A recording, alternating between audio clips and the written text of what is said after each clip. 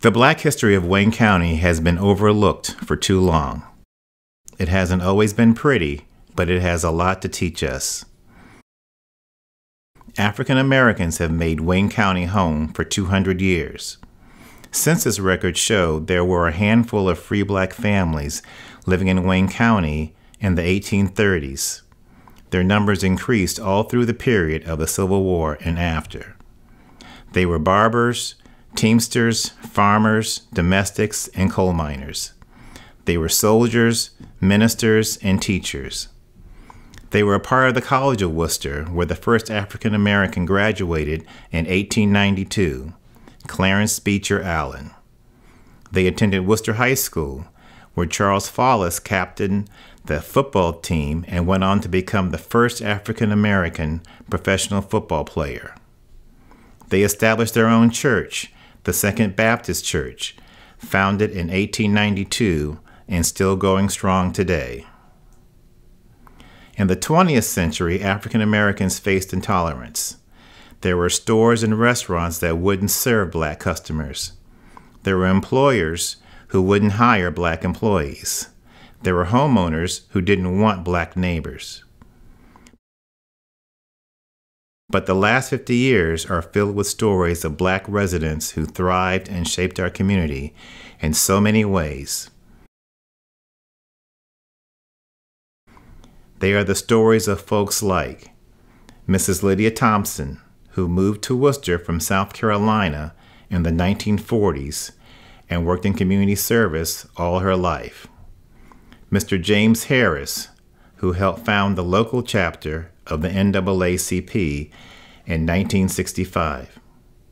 And Dr. Yvonne Williams, who came to Wooster with her husband, Dr. Ted Williams, to teach at the College of Wooster and established the first program in Black Studies. Their stories are just a chapter of the African American history of Wayne County.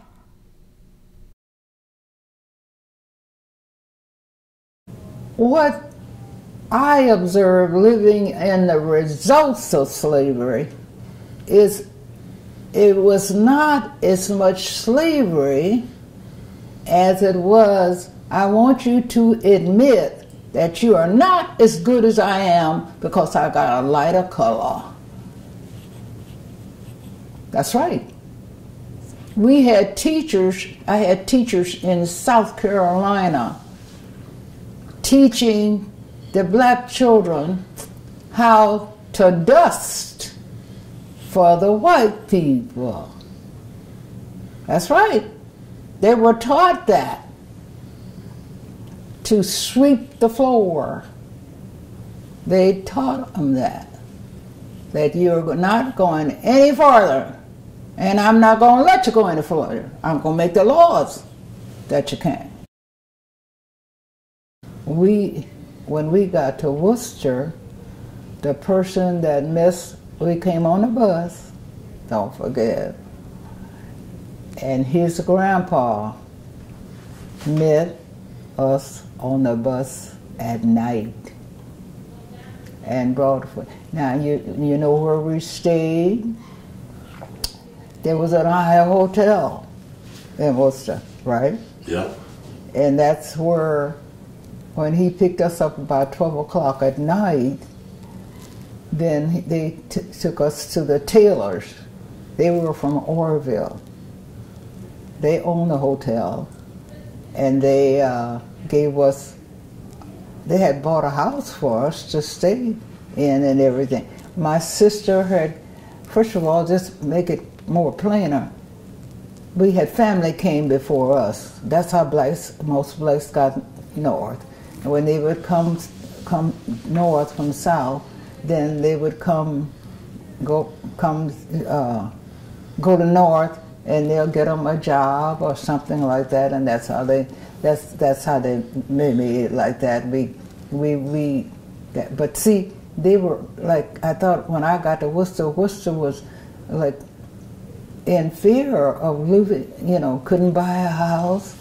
I can tell your family right now that wanted to buy a house, and his dad was a barber, and he earned enough money to buy the house, and the people on that street got together and got money to buy the house, so he couldn't have it. They didn't know anything about, all they know that we were black. That's all. And this one girl, we had a hockey game. I went out for it. Every time a game come up, I went. If I couldn't play, I went anyway. I have to learn. Mom said, go out and get it. And this girl took that thing, said 1, 2, and 2. Slam it, hit me, and knocked me on the ground. Oh yeah. But guess what? The other girl saw her and said, hit her back. My mom didn't teach me, but these were white girls at Wooster High School. They said, hit her back. I said, well, now give me a chance and I'll show you what I'll do. See, I didn't hit her back.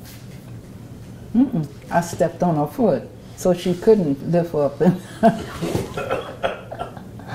See? You got to think first. You don't have to walk around here with hatred. What, hatred ain't doing nothing for you. You don't have no joy. You can't laugh. You can't do nothing. And David, when you meet David, my oldest son, you know, time for the child to go to get the haircut, they had all black barbers. Excellent. All of the barbers in Worcester. Huh? All the barbers in Worcester were black. Black-owned businesses. Okay.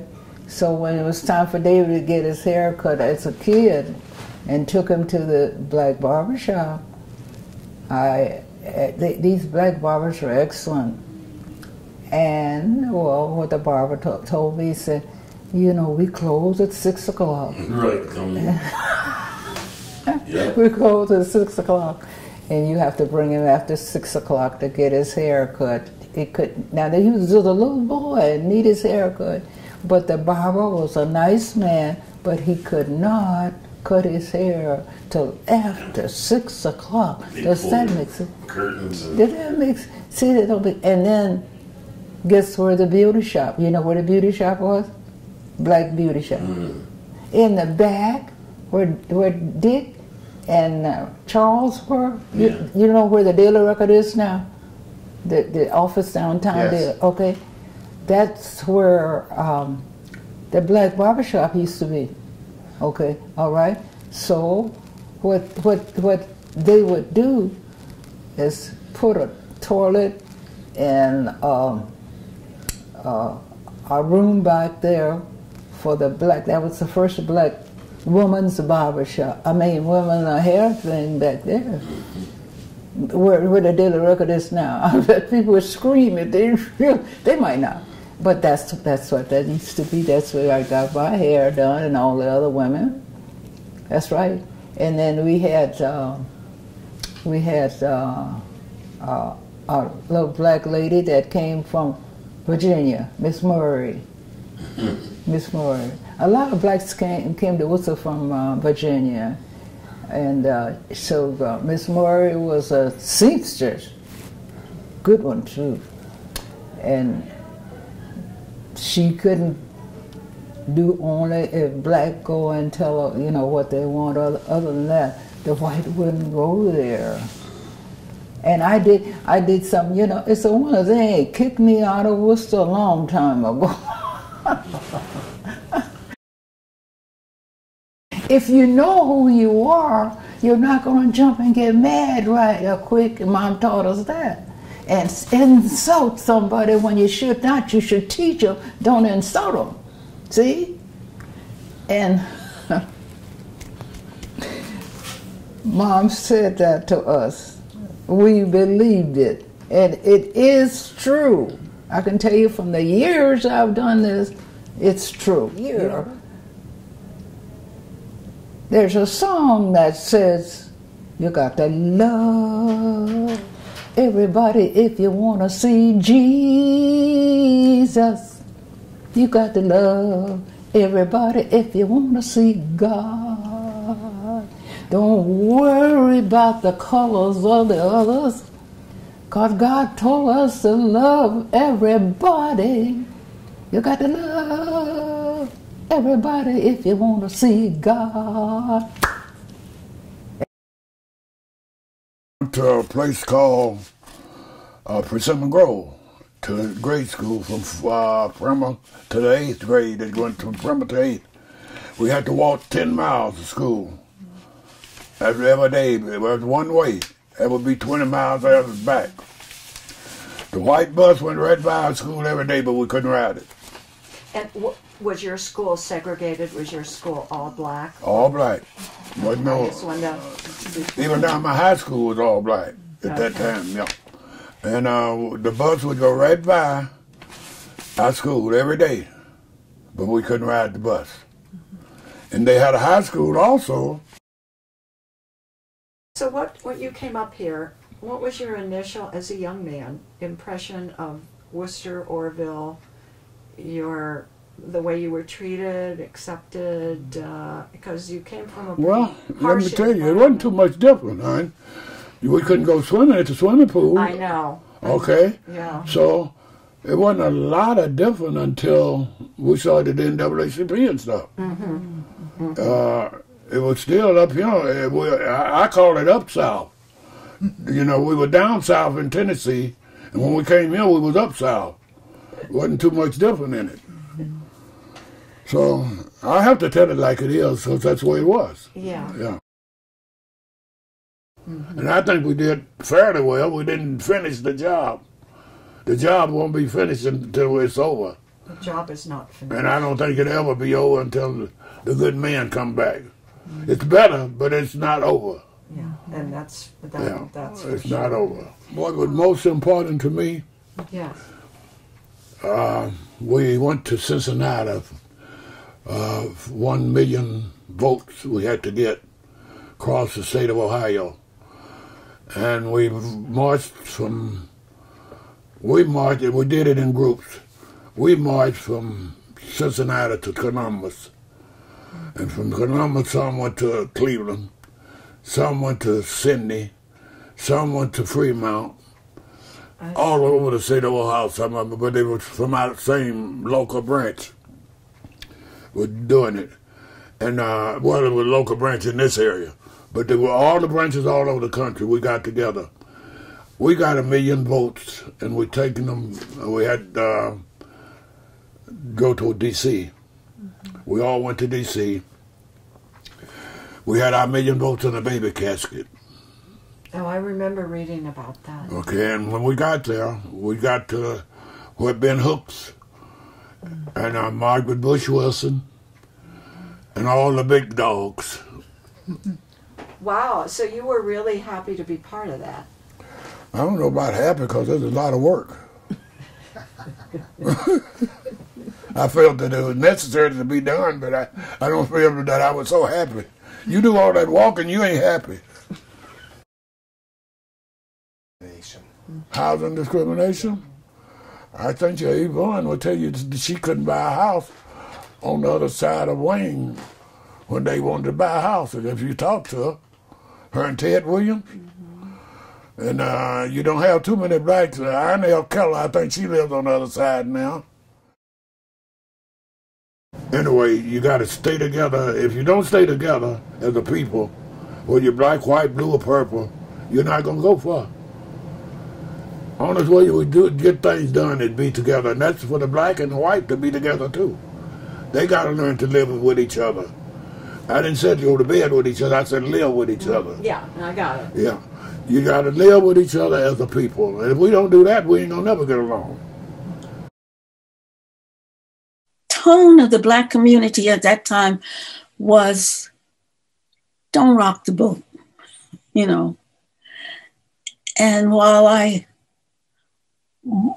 wasn't a boat rocker, I certainly expected something different than I found. You know how when kids come to college, they talk about culture shock? Well, that's what I had when I came to Worcester. Really, I was upset with my husband for 2 years for bringing me to Worcester. Now I'm not sure I'm fit to live anywhere else. parts of Worcester kind of saw the light, and the stores began to hire a few Black clerks here and there, you would see. And I know there were a couple in Friedlander, and around town you would see one or two. And the amazing thing was the banks hired Black tellers, of whom my daughter was one while she was in it was a summer job when she was at college. There was a group of people, where they called fair housing group. They were involved with trying to get fair housing, because it was the case that Black people did not live north of Bowman Street. And we always lived north of Bowman Street. And I didn't know that was a thing. So that was another thing that really disturbed me.